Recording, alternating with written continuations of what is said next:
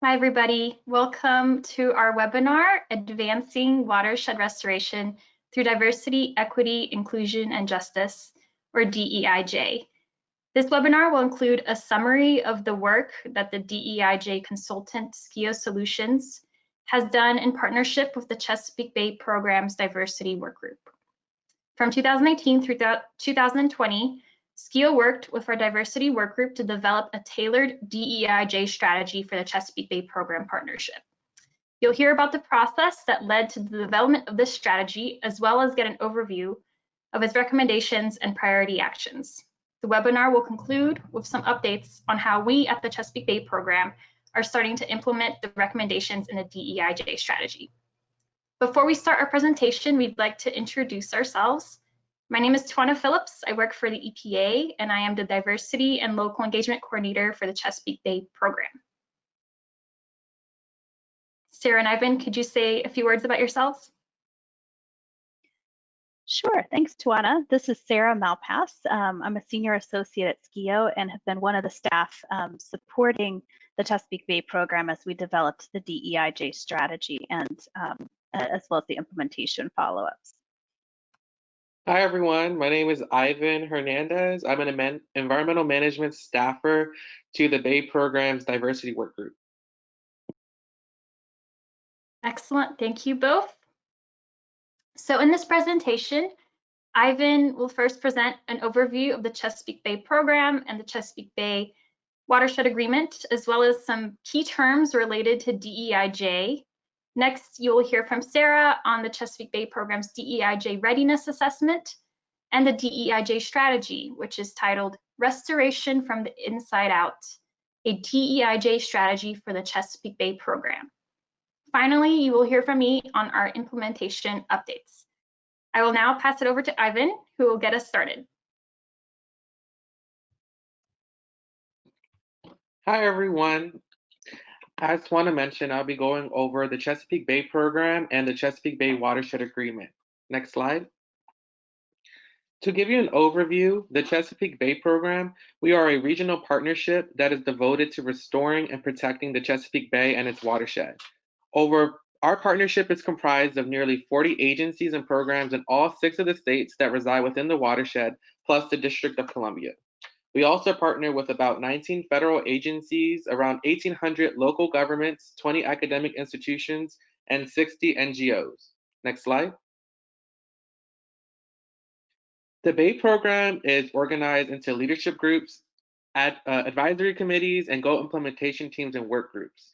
The Executive Council, which you can see at the very top in the middle, the Chesapeake Executive Council, is one of our leadership groups, and it's consisted of the governors from all 6 states in our partnership, as well as the mayor of DC and the chair of the Chesapeake Bay Commission.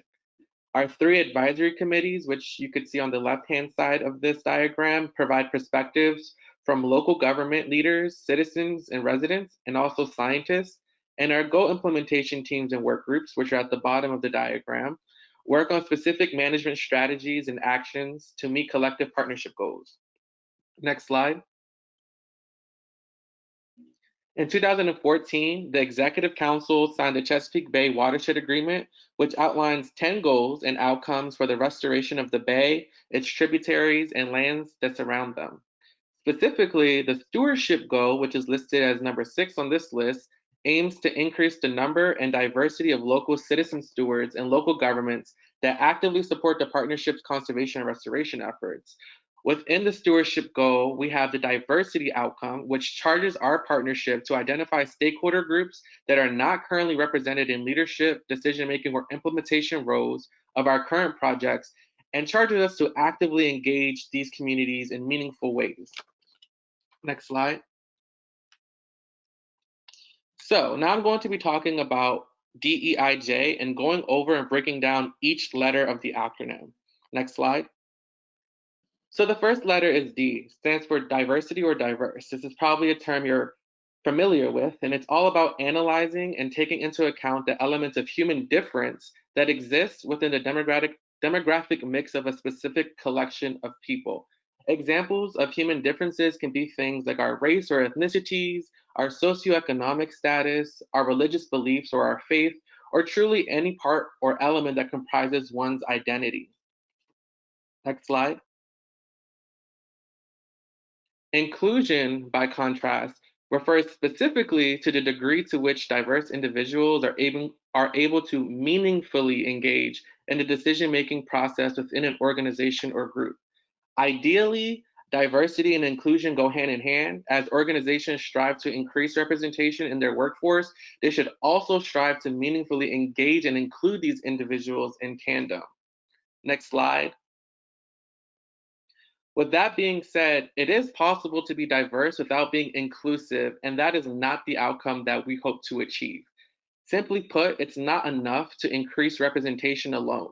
If these individuals aren't given a voice or an opportunity to meaningfully engage with leadership and in decision making, then the benefits of increasing diversity are truly not achieved. Next slide. So in DEIJ, the E actually stands for equity and not equality, and that was by design. So when we talk about equality, we're talking about ensuring that everyone has the same resources, which is a good thing. However, when we do a deeper analysis, we realize there are other factors that need to be taken into account.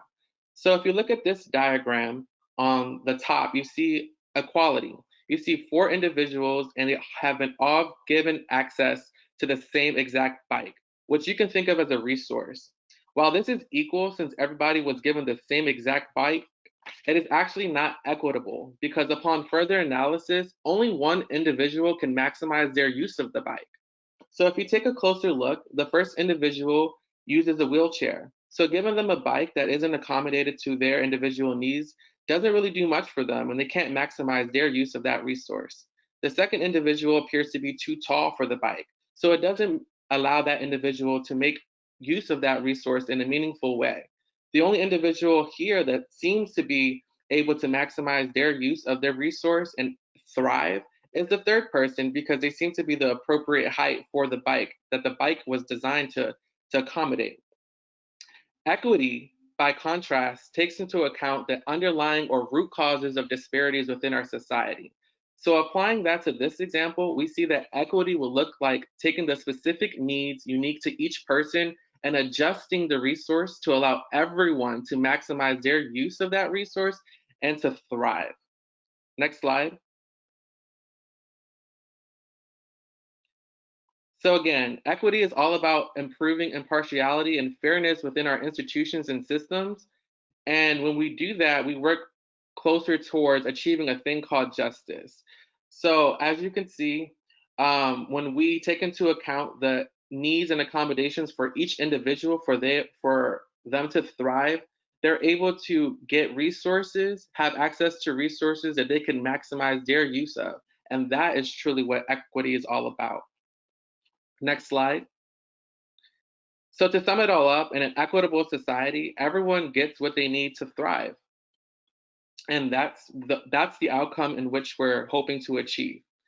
And last but certainly not least is a thing called justice. Simply put, justice is the quality of being just, impartial, and fair. As that applies to our work in DEIJ, justice looks like actively dismantling societal barriers that limit access to resources and limit one's ability to live a full and dignified life. And it's important to note that each letter of DEIJ is important and works in tandem with one another to maximize the outcome that we hope to achieve. Now I'm going to pass it over to Sarah and she'll talk about our DEIJ readiness assessment. Thank you. Great, thank you so much, Ivan. Okay, so now that we understand what the different letters of DEIJ are, let's get into the purpose, process, and outcomes for the DEIJ readiness assessment. We started to work on the DEIJ readiness assessment a number of years ago and conducted the readiness assessment in order to help develop a DEIJ strategy. It was really important for us to do the assessment first so that when we got to the stage of developing a strategy, we would be informed about the things the strategy needed to address. 3 of the things we knew from the outset we wanted to address were: number 1, growing racial and ethnic diversity within the partnership from 13% to 25%, including increasing racial and ethnic diversity up to 15% of leadership roles. 2, helping partners to develop as DEIJ leaders who understand, respect, and embrace cultural diversity. And then 3, providing all of CBP's partners with tools to allow them to continually assess their progress towards diversity goals. So with those 3 goals in mind, we conducted the readiness assessment between summer 2018 and summer 2019. The assessment included interviews with various work groups, goal implementation teams, and leadership that helped inform the assessment framework. And then we used that framework to conduct a full readiness assessment, which included additional interviews with staff and partners beyond those who initially informed the development of the framework, a readiness survey that went out to a broad group of folks within the Chesapeake program, 2 focus groups to help us take a deeper dive on some themes that came out of the interviews and the readiness survey, as well as a review of key CBP documents that helped us evaluate key policies and procedures within the program. So I mentioned that there was an initial phase where we worked on developing the assessment framework to guide the assessment itself, and I want to share what the focus areas and objectives were within that framework. There were 4 focus areas: the authorizing environment, DEIJ within the Chesapeake Bay program, so turning an eye internally to things like staffing and volunteer bodies within the program. Our mission-related work, so the outward-facing work that the partnership does to advance restoration in the Chesapeake Bay watershed, and then thought leadership and partnerships, because we know that partnerships are such a key and integral part of the Chesapeake Bay program. Within those 4 focus areas, there were 8 objectives, the first being to create an authorizing environment or a foundation for DEIJ within the program. Number 2, increase DEIJ in hiring, promotion, and tenure. 3, increasing DEIJ in appointee and volunteer bodies. And 4, increasing DEIJ in internal culture and training within the program. Thinking about the mission-related work, the 5th objective was to advance DEIJ through GET work plans and outcomes. The 6th was to advance DEIJ through communications, and the 7th to advance DEIJ through grant making and contracting. And then finally, in the thought leadership and partnership focus area, the 8th and final objective to increase the DEIJ performance of all Chesapeake Bay program partners.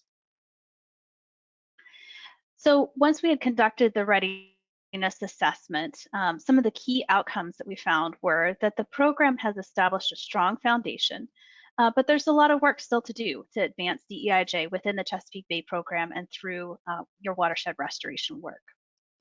Many of the actions that we identified related to the framework hadn't yet been started or were not yet meeting objectives. And for folks who are interested in reading more about that, Chapter 2 of the DEIJ strategy summarizes the readiness assessment outcomes and includes a full summary of those assessment scores. The recent adoption of the diversity goal and the Chesapeake Bay Watershed Agreement, along with the readiness of staff to tackle DEIJ issues, demonstrated to us that the organization was poised to make great strides and advancing DEIJ. So this was great news. And the assessment resulted in a baseline assessment and framework that can be used over the long term to prioritize and track CBP's near and long-term actions to improve DEIJ across the 8 objectives over time. Next, I want to talk about the DEIJ strategy itself.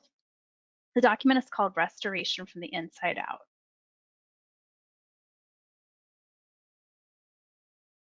So the purpose of the DEIJ strategy was to provide recommendations that could be used by the CBP leadership, goal implementation teams, work groups, and other parts of the Chesapeake Bay program to inform the activities in biennial work plans, as well as integrate diversity, equity, inclusion, and justice into the implementation of management strategies.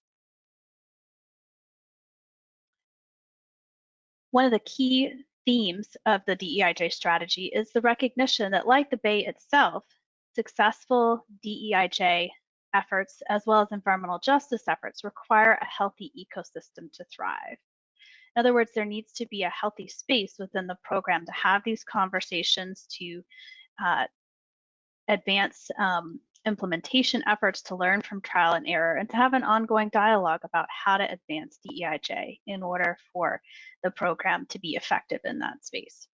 So the DEIJ strategy emphasizes the internal, cultural, and policy changes that CBP needs in order to create a healthy and supportive organizational ecosystem where our efforts towards DEIJ and environmental justice can help us advance the restoration of the Chesapeake Bay watershed.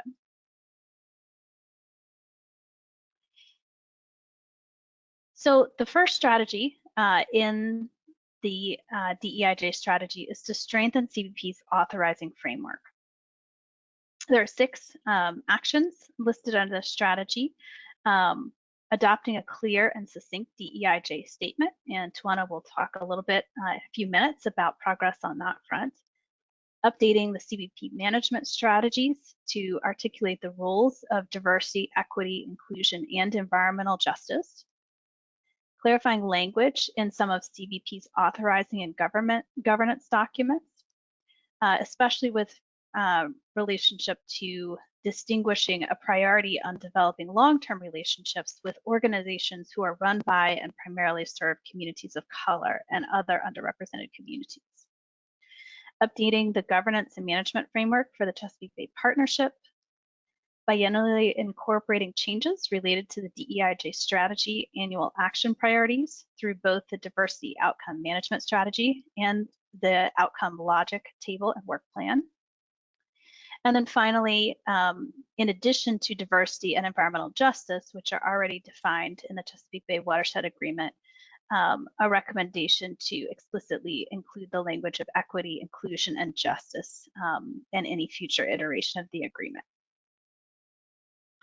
Strategy 2 focuses on advancing DEIJ internally. There were a host of actions related to each of these 3 main focus areas within Strategy 2.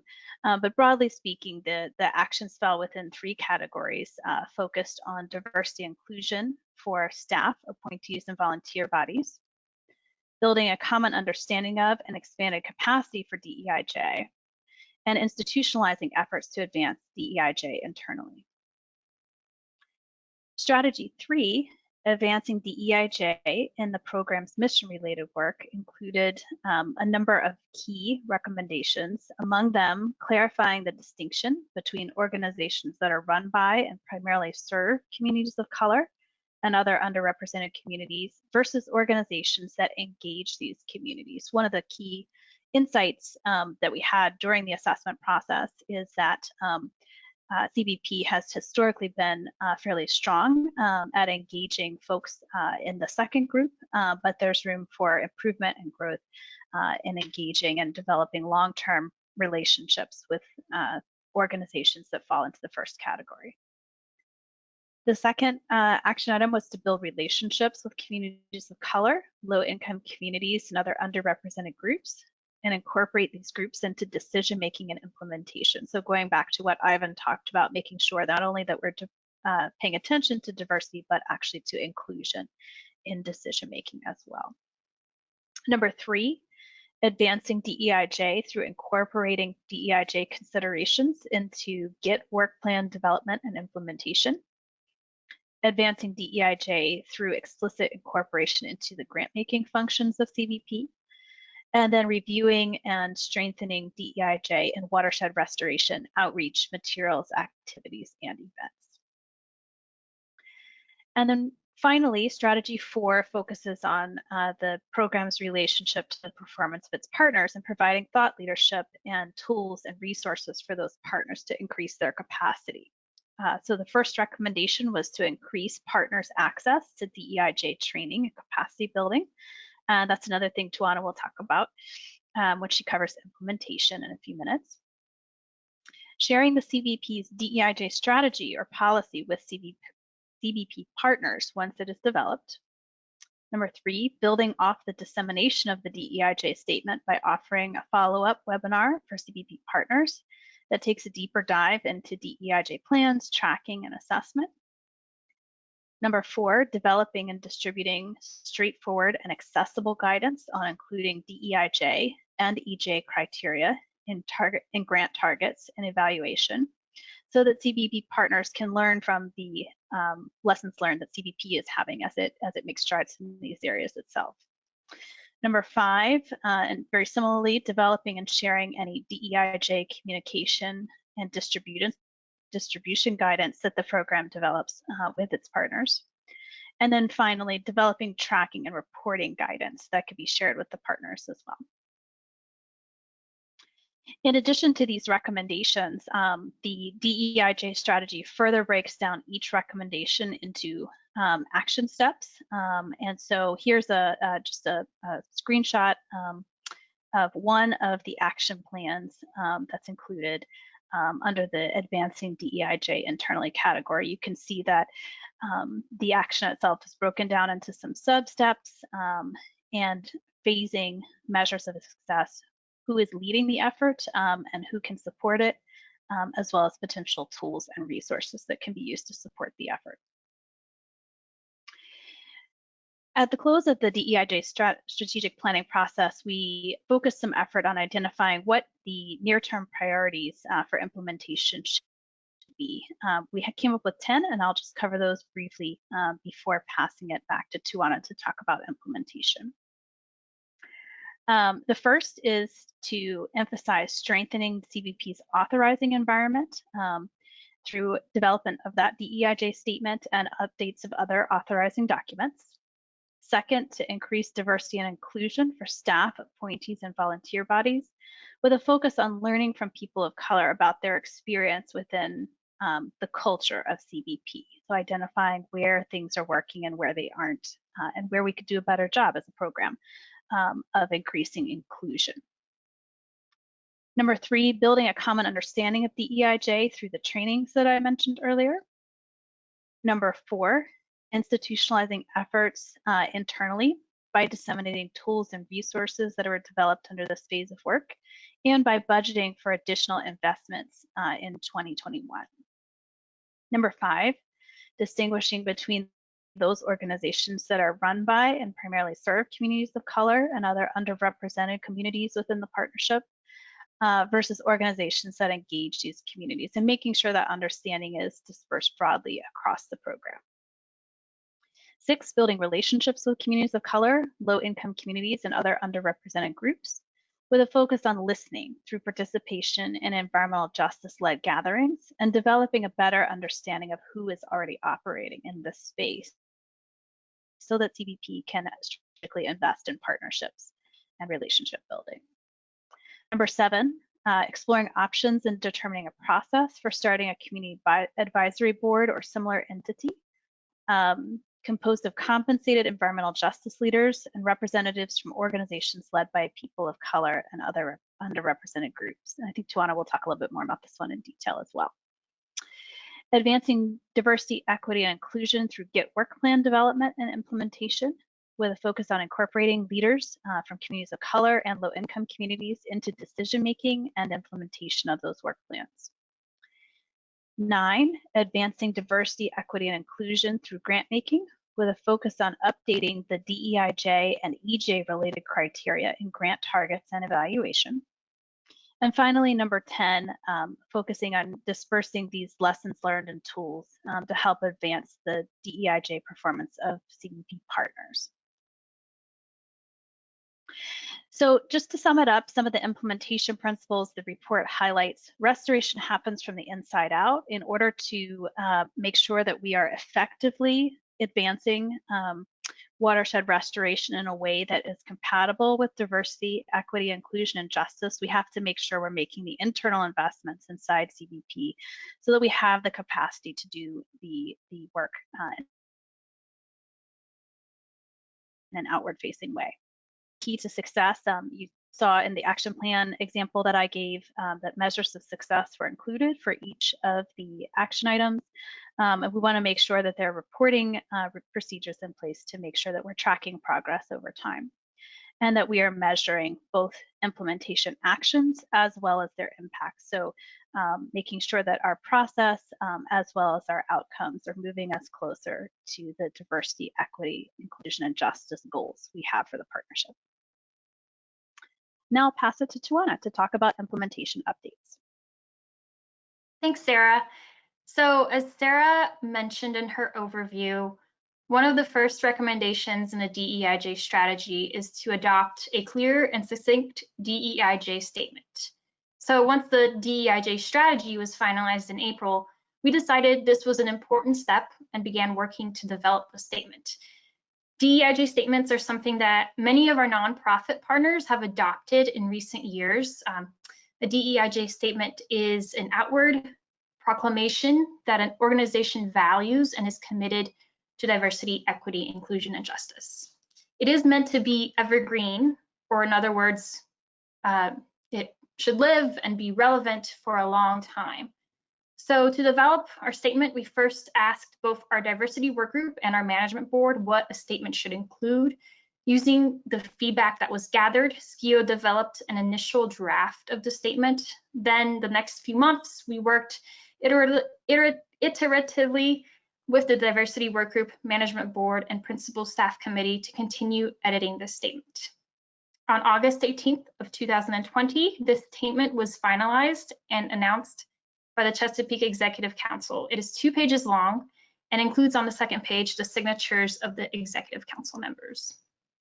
Next slide, please.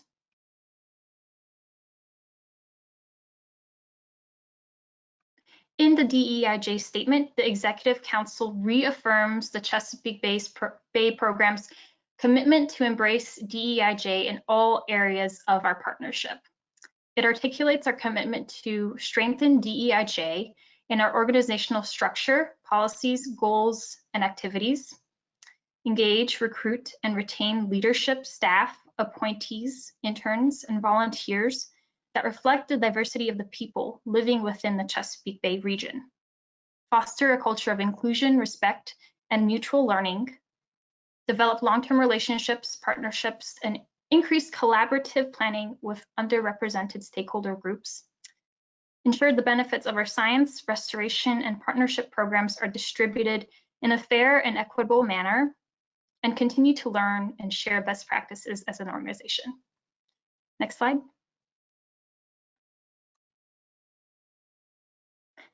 Signing a statement is great, but it does not equate to action.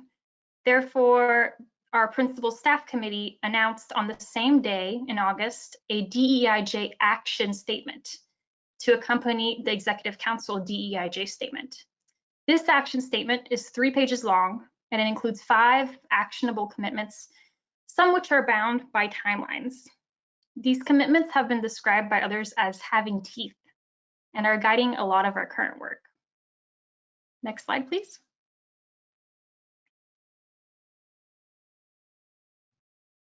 Something else to note, which is very exciting, is that this statement articulates the following, which you can see here in green. We, the Chesapeake Bay Program, hereby strive to implement the recommendations in the Chesapeake Bay Program DEIJ strategy to the extent consistent with applicable state and federal law and policy. Next slide. And these are the 5 commitments I mentioned that have teeth. The first one, within 6 months of signing the Chesapeake Executive Council statement on August 18th, 2020, a draft implementation plan for the DEIJ strategy will be presented to the Principal Staff Committee. The development of this plan will include direct outreach to underrepresented communities for input and feedback. Number 2, this comes from, as Sarah mentioned, the recommendation of priority action in the strategy. Within 3 months of signing the Chesapeake Executive Council statement, explore a process for a community advisory board composed of environmental justice leaders and representatives from organizations led by people of color or other underrepresented groups. This board could be a part of one of the partnership's existing advisory boards, the Citizens Advisory Committee or Local Government Advisory Committee. Next slide. Number 3, advancement of DEIJ strategy through work plan development and implementation for all goal implementation teams and work groups on their respective strategy review system schedules. Number 4, meaningful inclusion of DEIJ milestones on the agendas for the Management Board and Principal Staff Committee meetings at a minimum every 6 months, with a commitment to update the Chesapeake Executive Council annually. And number 5, meaningful consideration of DEIJ in development of any future Chesapeake Bay watershed agreements.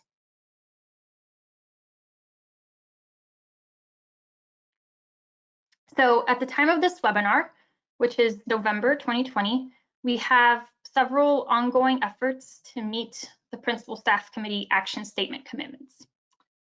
A DEIJ action team was formed in October of 2020 and tasked with overseeing the implementation plan for the DEIJ strategy. This team is also tasked with exploring options for a community advisory board. And this team includes representatives from Bay jurisdictions, federal agencies, and external stakeholders, including federally recognized tribes. Next slide. In addition, in the fall of 2020, SCIO Solutions provided 3 cultural humility trainings to members of the Chesapeake Bay Program Partnership. These were 2-day trainings covering DEIJ topics such as implicit bias, disparities in communities, cultural humility as a personal and organizational tool, and the connection between the DEIJ strategy and achieving the Chesapeake Bay Program's mission.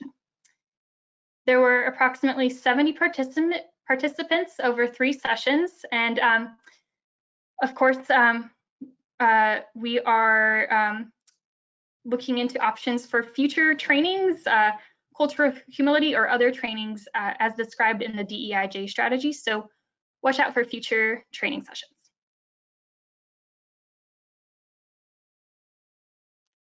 That's it from us. Thank you so much for your time and attention. On the next slide, we have our contact information. So if you would like to get in touch with one of us about any questions, or if you'd like to get involved in these efforts, please feel free to reach out. Thank you. That concludes our webinar.